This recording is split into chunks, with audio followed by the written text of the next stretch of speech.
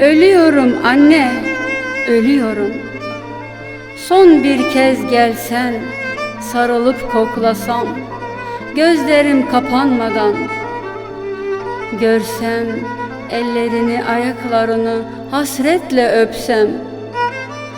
Ah annem ah, bilir misin?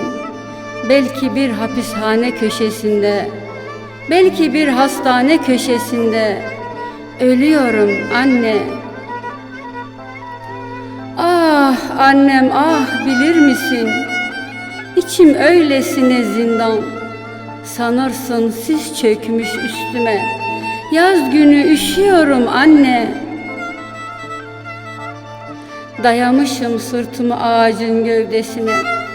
Yaprakların düşmemek için dallarına tutunduğunu görüyorum.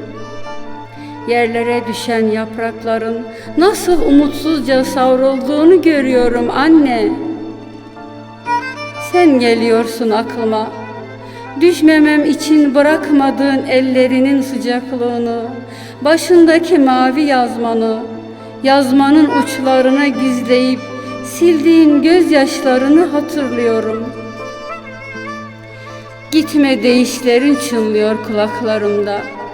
İstediğin gibi bir evlat olamadım belki. Sana torun sevdiremedim biliyorum. Al duvaklı gelinin olmadı anne.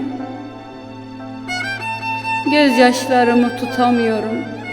Süzülüyor ana sıcaklığında yanaklarımdan. Titrek bir sesle anne diyorum. Mavi yazmanı topuduma ört. Anne kokusunu alayım. Tut ellerimden, mutlu olayım.